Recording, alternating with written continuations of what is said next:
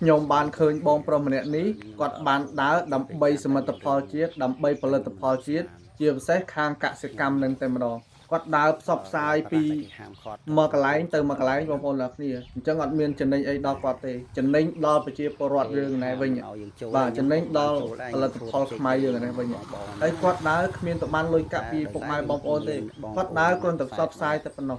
អញ្ចឹងទៅខ្ញុំបានឃើញវីដេអូគាត់នេះគាត់និយាយពាក្យព័ន្ធនឹងខាងបញ្ហាខាងភូមិប្រច័នភូមិជោគជ័យណាគាត់បានដើរទៅដល់ហ្នឹងហើយគាត់ក៏បានចូលទៅសួរសុខទុក្ខបងប្អូនក៏ដូចជាកងកម្លាំងនៅខាងភូមិប្រច័នភូមិជោគជ័យនឹងដែរខ្ញុំក៏ដើរចូលទៅក៏ប៉ុន្តែបងប្អូនក៏ប៉ុន្តែទៅស្ដាប់វីដេអូគាត់ចង់ដឹងថាគាត់និយាយបែបណាក្រងលើបលិសស្ដីបងប្អូនអរគ្នាឥឡូវនេះខ្ញុំមកដល់ភូមិជោគជ័យប្រច័នតែមានរឿងមួយដែលខ្ញុំមិននឹកស្មានខ្ញុំមកដល់កន្លែងបារះដែលគេហាមឃាត់គង់ត្រូលចុងក្រោយទេណាតែគេហាមមិនឲ្យយើងចូលទេខ្ញុំក៏មិនបានចូលដែរខ្ញុំឈួរទៅជិះលេងជាមួយបងហ្នឹងណាប៉ុន្តែដោយឡែកមានបងប្អូនអ្នកខ្សែម្នាក់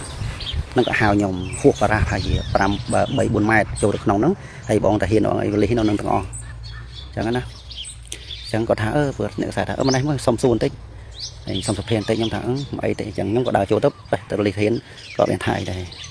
ប៉ុន្តែឡែកមានលោកអ្នកធំម្នាក់គ្រប់គ្រងលើបលិសធានហ្នឹងទៅទៀតខ្ញុំមិនបញ្ចេញឈ្មោះគាត់ទេតែចង់និយាយថាធ្វើការងារមិនក៏បីប្រើអំណាចគ្រប់គេឲ្យជន់ឈ្លីគេចឹងទេអញ្ចឹងថាទុងញ៉ៃញ៉ៃមិនមកពីណាពីណៃពួកឯងមិនក៏ថាមិនឲ្យចូលអីចឹងណាខ្ញុំក៏ថាអត់ទេបើពូហើយណែអ្នកកសែគាត់ហៅខ្ញុំបន្តិចអញ្ចឹងខ្ញុំអែបទៅនឹងទេខ្ញុំបានទៅក្នុងទេតែហ៊ានក៏ប្រាប់ចឹងដែរហើយដល់ពេលអញ្ចឹងទៅគាត់អត់សួរនាំអីទេគាត់ដើរមកគៀកខ្ញុំថាមកពីណាពីណៃមានទុងញ៉ៃញ៉ៃម្លេះហើយអញ្ចឹងហើយក៏ខ្ញុំក៏ដើរចេញពីកន្លែងកងតូដែលខ្ញុំដើរហួសទៅប្រហែលជា2 ម៉ែត្រហ្នឹងចេញទៅវិញ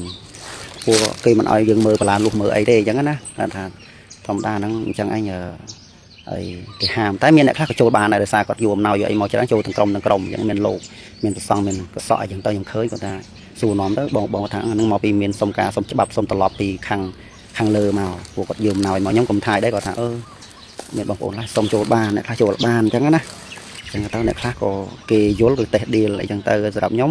បញ្ហាទេចឹងក៏ខ្ញុំដើរផ្សព្វផ្សាយផលិតផលជាតិរបស់យើងសួរទុកបងប្អូនតាមបន្តព្រំដែនហើយក៏បកទៅវិញទៅខាងបៃលិននេះតតែឡែកនេះលោកអ្នកធំហ្នឹងគាត់ថាទុងអីអញញ៉ៃមិនអាណាឲ្យចូលអីចឹងទៅគាត់ដើរហួសខ្ញុំប្រហែលជា2 3 ម៉ែត្រទេគាត់ថាពួកឯងមើលមិនស្រួលញ៉ៃចាប់អាកទាំងអស់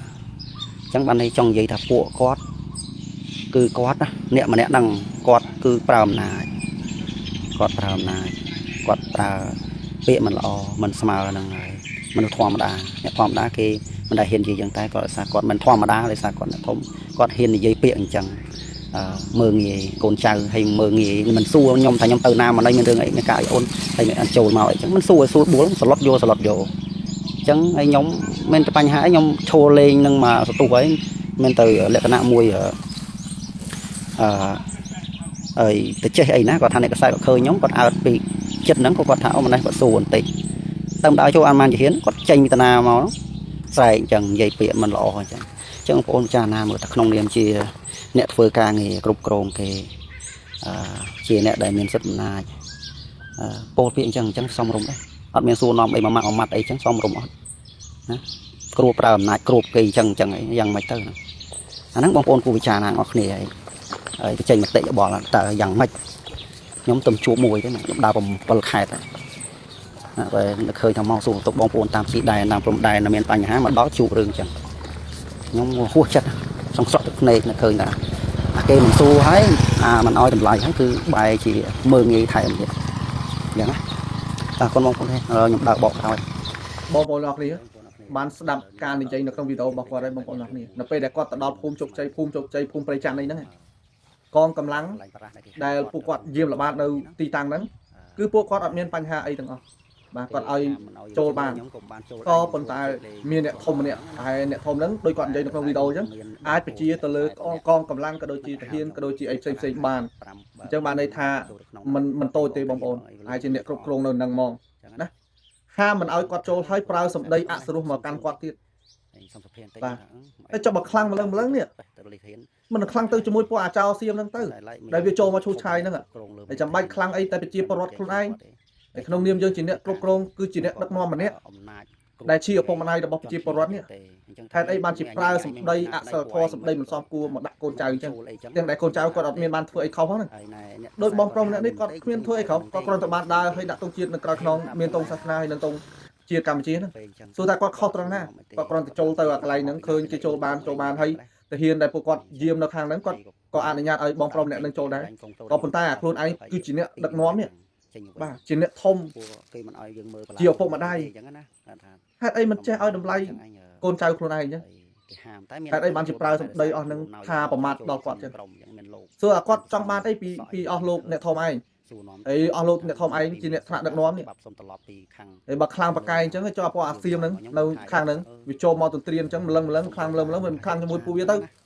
ស្អីដល់ពេលឃើញមុខគេស្ញៅដោយកូនមន់សម្បើម្លេះអញ្ចឹងទៅសម្រាប់ខ្ញុំបានតែខ្មែរគ្នាឯងបានតែប្រជាពលរដ្ឋខ្លួនឯងមែនបងប្អូនតាមវីដេអូហ្នឹងផ្ញើទៅខាងអ្នកធំដែលបងប្រុសនឹងនិយាយផងបាទតែឡែកនេះកុំសម្ដីពីលកុំសម្ដីកថាកុំសម្ដីអសិលធម៌ដាក់ប្រជាពលរដ្ឋខ្លួនឯងពេកណាវាខ្លាំងម្លឹងខ្លាំងជាមួយពួកអាចោសៀមទៅផ្ដាំតែប៉ុណ្្នឹងទេហើយចុងក្រោយខ្ញុំគ្រប់គ្រងបងប្រុសបាទបងដើរចុះគាត់ដើរបងប្អូនឥឡូវបញ្ជាក់ចុងកតុយវីដេអូតិចបងប្រុសគាត់ដើរគាត់មិនមែនដើរប្រមូលលុយពីពុកម៉ែបងប្អូនទាំងអស់គ្នានោះទេគឺគាត់ដើរដើម្បីបាទដើម្បីចែកមិនមែនចែកទេគាត់ហ៊ាននិយាយពាក្យអញ្ចឹង